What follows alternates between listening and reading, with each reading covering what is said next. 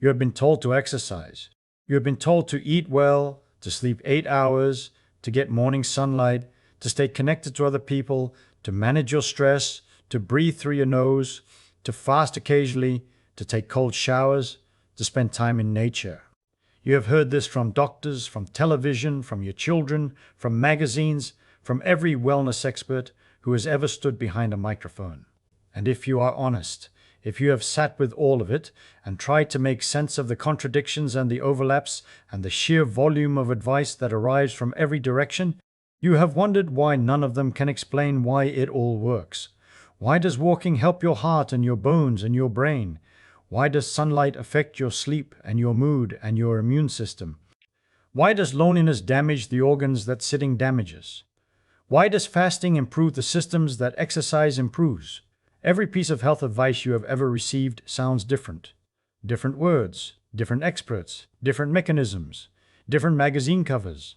But they converge. They always converge. On identical interventions, in identical populations, with identical outcomes.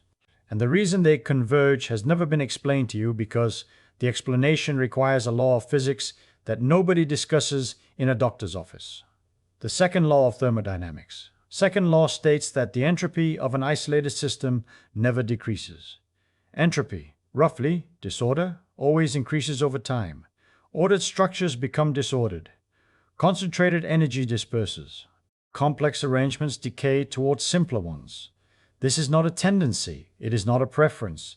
It is the most fundamental law in physics, the only law that distinguishes past from future, the only law that has never been violated in any experiment ever conducted, the only law that Einstein said would never be overthrown. It is the reason eggs break and never unbreak. The reason heat flows from hot to cold and never reverses. The reason everything in the universe runs down. Your body is the most complex ordered structure on Earth. 37 trillion cells, each one maintaining a membrane potential of 70 millivolts across a barrier 7 nanometers thick, a voltage gradient per unit distance steeper than a lightning bolt, 100,000 kilometers of blood vessels maintaining laminar flow through tubes that branch and rejoin without turbulence, 3 billion base pairs of DNA replicating with an error rate of 1 in a billion per base pair per division, a copying fidelity that no human technology approaches. 20,000 different proteins, each folded into a precise three-dimensional configuration that a single misplaced amino acid can destroy. The amount of order in your body is staggering, more order than in any other structure the universe has produced. And the second law says all of it is under constant pressure to fall apart. Every protein in your body is being pressed toward misfolding. Every membrane toward leaking, every chromosome toward replication error, every organized structure toward disorganization. The pressure is continuous. It does not pause. It does not negotiate. It does not take weekends off. The second law is acting on every molecule in your body right now, at this moment as you listen, and it has been acting on them without interruption since the moment you were conceived. Everything your body does to keep you alive is one activity: fighting that pressure, repairing damage, replacing worn components, correcting errors, maintaining order against a constant thermodynamic drive toward disorder. Your body is not a machine that runs until it breaks. It is a machine that is constantly breaking and constantly rebuilding, and the ratio between those two rates determines everything. When rebuilding exceeds breaking, you recover. When breaking exceeds rebuilding, you decline. When they match, you hold steady. Aging is not entirely a program encoded in your genes, though genetic programs contribute to the timeline. The dominant physical pressure is the gradual shift in that ratio, the repair falling behind the damage, one system at a time, across decades. The shift is not inevitable at the rate most people experience it. The ratio is influenced by inputs. And the inputs are the interventions every doctor has told you about without explaining why they work. And every piece of health advice you have ever received, every intervention that has ever been shown to work in a controlled study, works because it tips that ratio. It either reduces the rate of damage, increases the rate of repair, or synchronizes the repair systems so they operate at maximum efficiency. The second law provides three levers. Every effective intervention pulls one of them. Think about what that means. The contradictory advice, the competing experts, the different mechanisms for different systems, all of it dissolves into one question. Does this intervention help the body fight entropy? Does it reduce damage, increase repair, or improve the coordination between them? If yes, it works. If no, it does not. The filter is binary. The physics is the filter. Movement is the first signal, and the one the body responds to most directly. Because your body does not maintain itself automatically.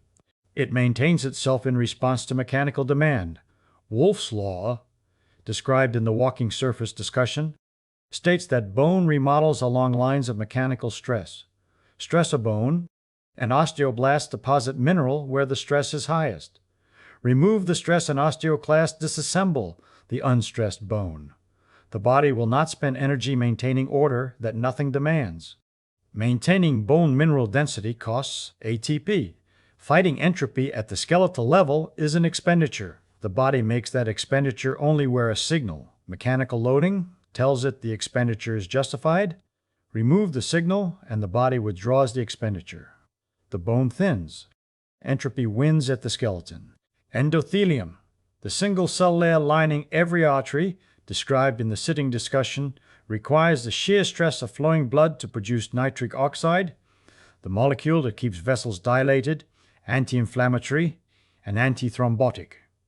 Sit still for 45 minutes and the shear stress drops below the threshold that sustains no production. The endothelium switches to an inflammatory phenotype. The vessel wall begins accumulating the molecular damage that sustained shear stress was preventing. The body will not spend energy maintaining an artery that receives no flow signal. Muscle maintains itself only under contractile load.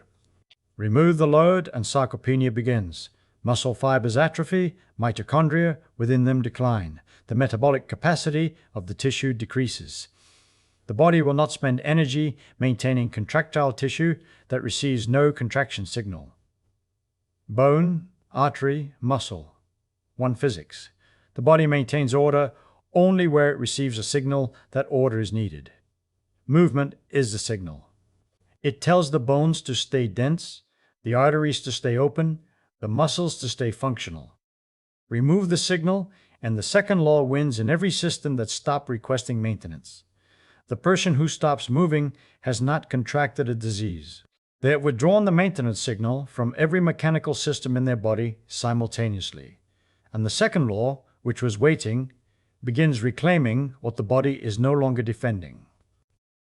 If you've been sitting while listening to this, your endothelium has already shifted. 45 minutes of sitting and the shear stress in your arteries has dropped below the threshold that sustains nitric oxide production. The entropy fighting machinery in your arterial walls is powering down because the flow signal that justified the expenditure has diminished. Stand up, walk. The signal returns. The machinery restarts. The second law was winning in your arteries for the duration of the sitting, and the intervention that reverses it is standing up. Every doctor you have ever seen has told you to stay active. None of them explained why the advice applies to your heart and your bones and your muscles and your brain simultaneously, why one behavior affects every system. The explanation is the second law. Your body will not maintain order without a reason. Movement is the reason. Every step, every contraction, every load is a maintenance request filed with a system that will shut down any department that stops filing requests. The doctor was right. The physics is why. You see? And sunlight is the timing signal for the entire operation. Because fighting entropy requires not only energy and signals, but coordination. The repair systems must run at the right time, in the right sequence, targeting the right damage. Your body fights entropy on a schedule.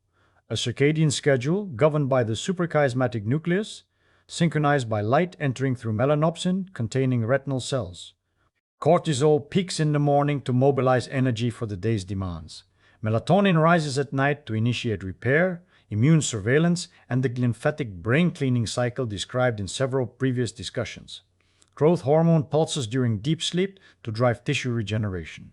DNA repair enzymes peak at specific circadian phases. matching their activity to the phases when the damage they repair is most likely to have accumulated. Morning sunlight, 10,000 to 100,000 lux, the intensity available outdoors. Synchronizes this clock. Without the light signal, in a person who stays indoors under artificial light at 300 to 500 lux, the clock drifts. The drift is small on any single day, minutes, not hours. But the drift compounds. Repair cycles miss time. The lymphatic system activates during a sleep phase that does not produce the slow wave oscillations it requires to function at full capacity. Immune surveillance peaks when no pathogen processing is scheduled. DNA repair enzymes activate when the damage they target has not yet accumulated. The entropy fighting machinery is running, but running out of sync. The parts are not coordinated. The maintenance crew arrives after the factory has closed for the night. The repair that would have been efficient at the right time becomes inefficient at the wrong time, and the efficiency loss, compounded across every circadian cycle for years, produces a body that is fighting entropy with all the right machinery on all the wrong schedules. Sunlight is not a health tip. It is the timing signal for the entire entropy fighting operation. A body fighting entropy on a synchronized schedule accumulates damage more slowly than a body fighting on a drifting one. Because the synchronized body repairs each category of damage during the window when the repair enzymes, the energy supply, and the autonomic state are all optimized for that specific repair.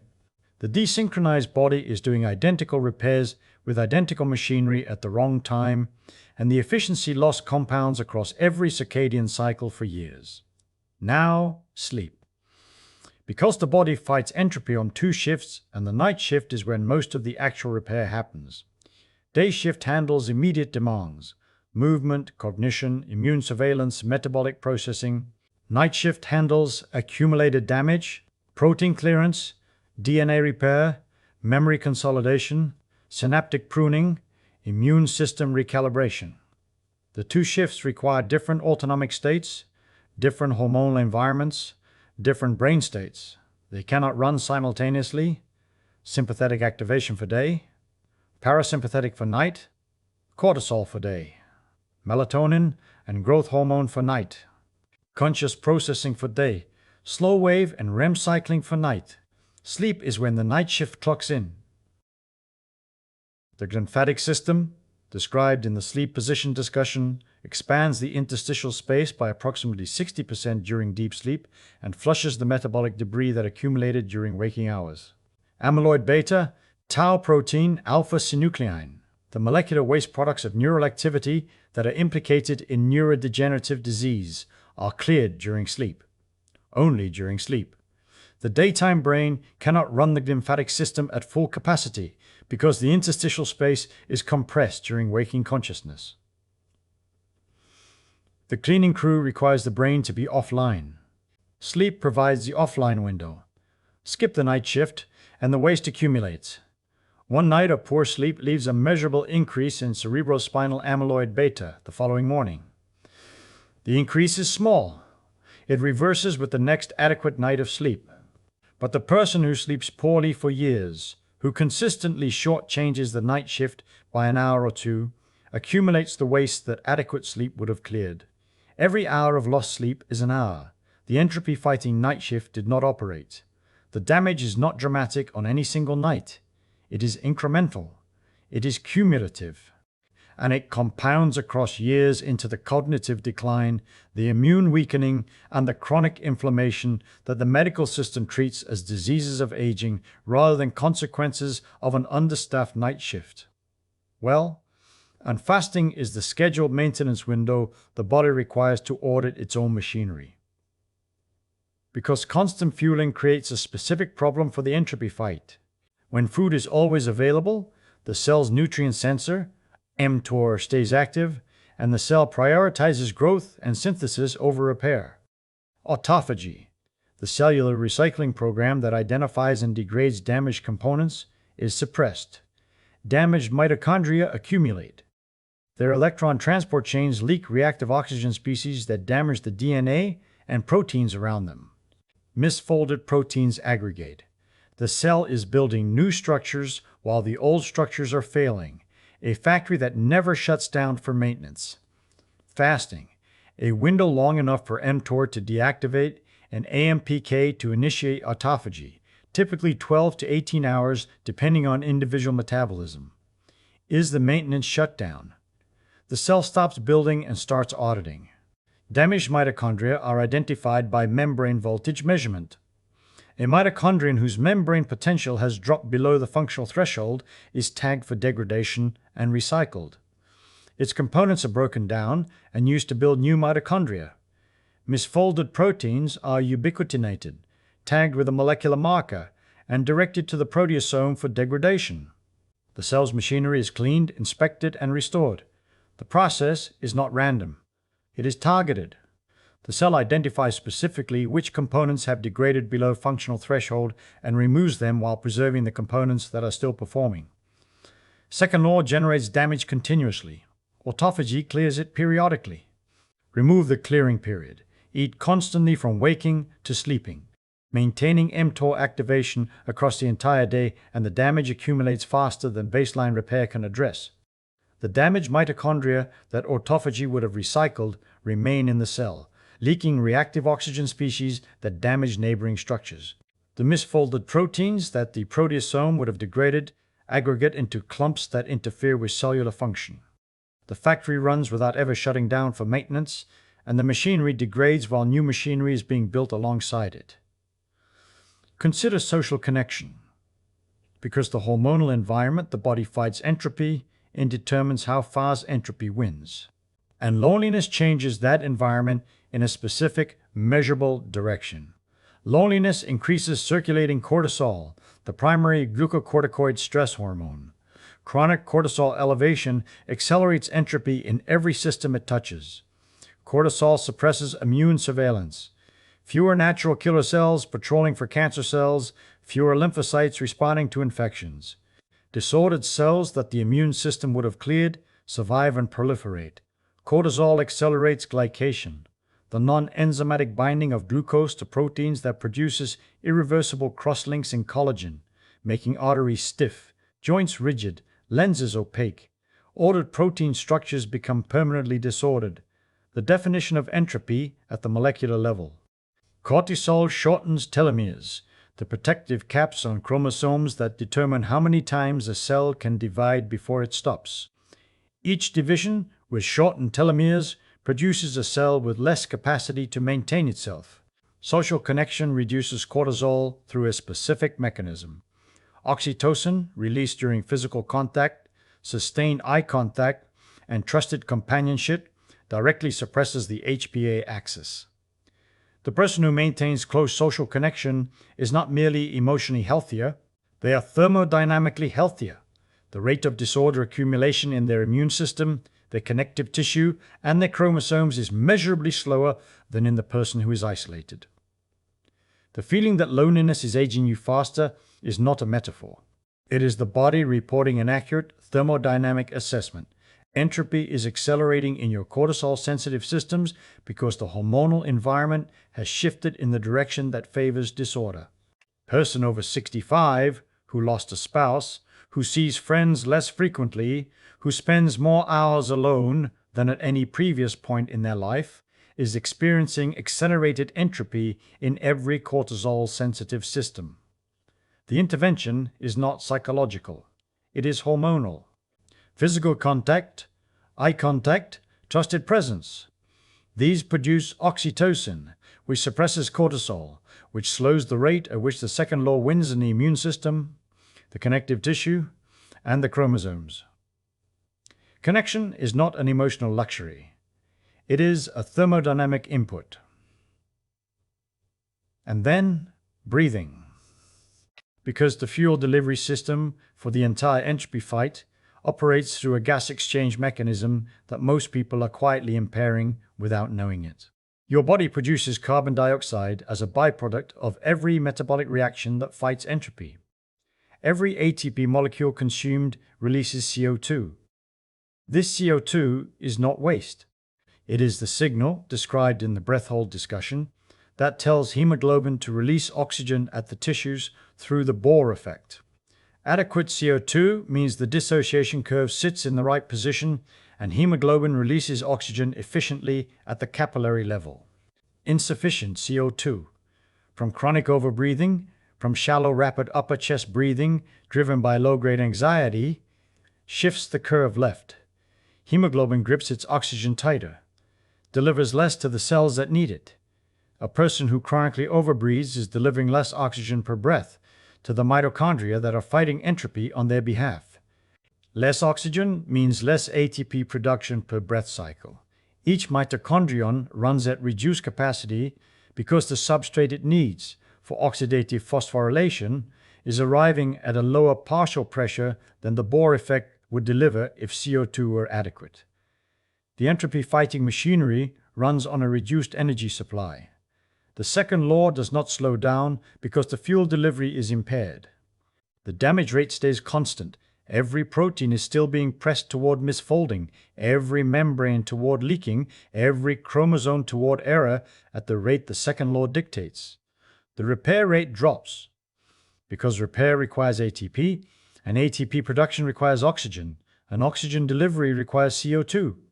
And CO2 has been blown off by a breathing pattern the person does not know is wrong. The ratio shifts. Damage exceeds repair by a margin that widens with every breath that delivers less oxygen than the tissues require. Consider what that means for the person over 65 with mild anxiety, with habitual mouth breathing, with the shallow rapid pattern that decades of low-grade stress have normalized.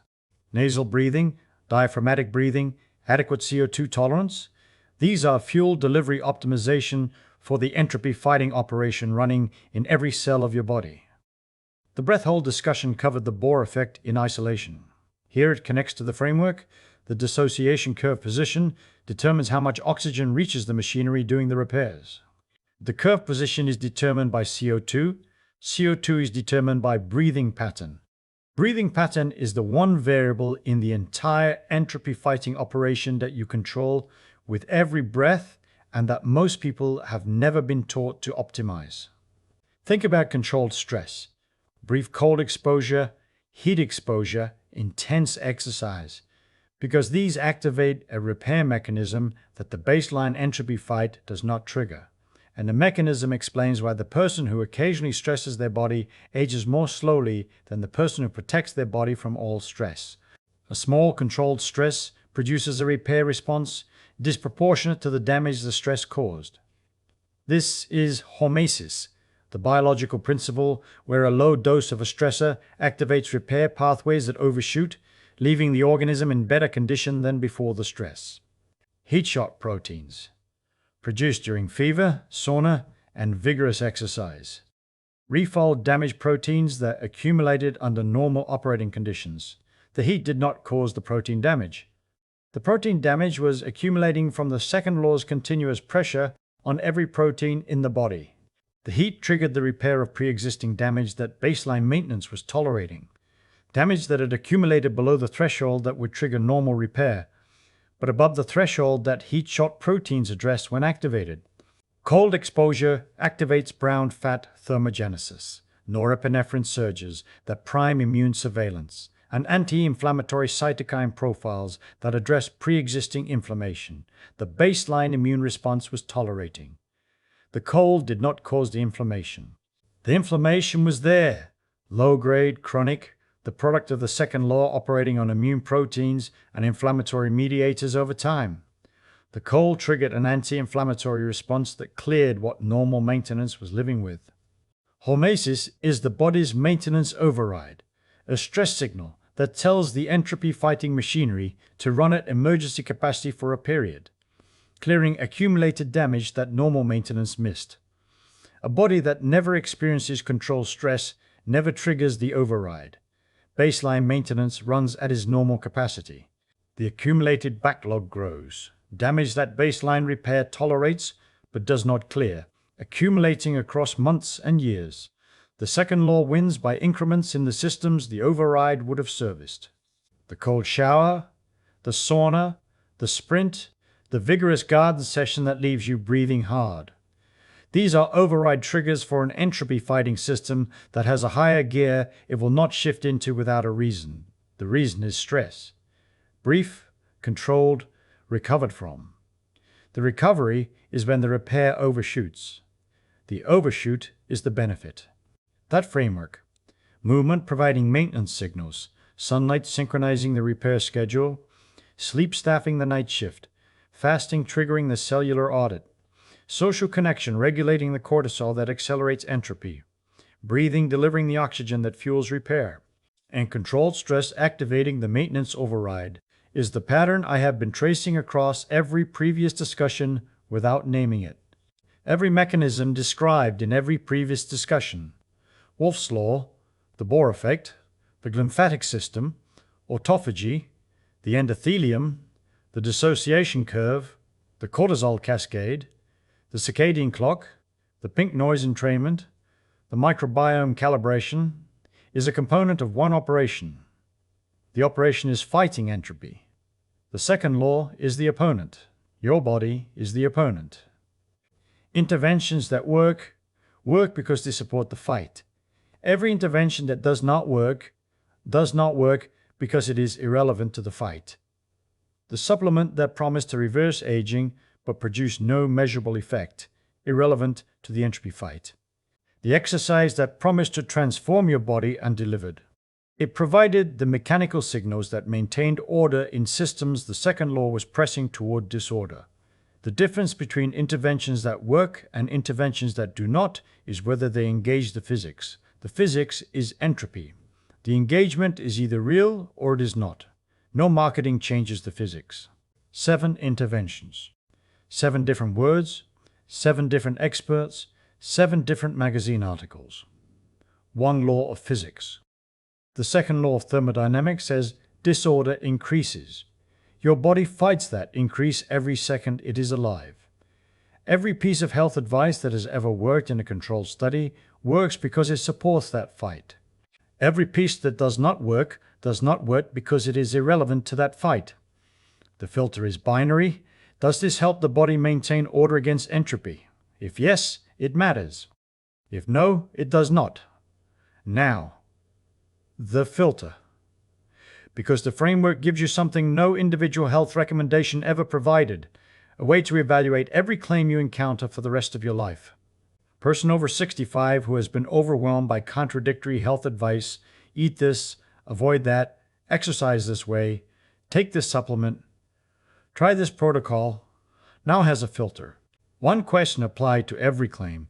Does it reduce the rate at which entropy accumulates, increase the rate at which the body repairs the entropy that has accumulated, or improve the coordination between the repair systems? If it does none of these, it does not matter. Regardless of how many experts recommend it, regardless of how many magazines feature it, regardless of how convincingly it is marketed. The physics does not care about marketing. The physics cares about the ratio between damage and repair. Next time someone offers you a health recommendation, a supplement, a device, a protocol, a diet, apply the filter. Does it provide a maintenance signal to a system that needs one? Does it synchronize the repair schedule? Does it staff the night shift? Does it trigger the cellular audit? Does it regulate the hormonal environment the fight occurs in? Does it optimize the fuel delivery? Does it activate the repair override? If it does, none of these, if it cannot be connected to the entropy fight through a specific, identifiable mechanism, then it is noise. The interventions that survive this filter are the ones that work. They are the ones that every longevity study, every centenarian population, every honest clinician converges on. The convergence is not coincidence. The convergence is physics. It was always entropy. The second law of thermodynamics was written into the structure of the universe 14 billion years ago. It governs the cooling of stars, the erosion of mountains, the decay of every ordered structure that has ever existed. It has never been violated. It cannot be negotiated with. And it is acting on every cell in your body right now, pressing every protein toward misfolding, every membrane toward leaking, every chromosome toward error, every ordered structure toward disorder. Everything you do that keeps you alive is one act.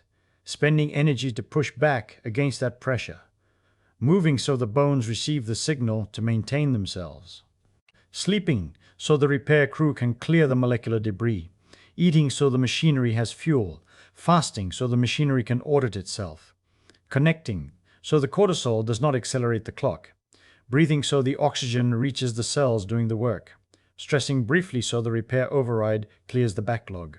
One law, one fight, one body. You have been fighting the second law since the day you were born. You will fight it until the day you stop.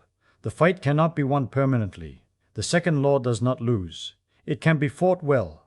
It can be fought with every input the body was designed to receive: mechanical stress, morning light, deep sleep, periodic fasting, human contact, adequate oxygen, occasional controlled stress. These are not 7 different health tips from 7 different experts. They are 7 ways to support one operation. The operation is maintaining order against thermodynamic pressure. The pressure is permanent. The support is daily. Every morning you stand up, walk outside, feel the sun on your face, breathe through your nose, and sit down with someone you trust.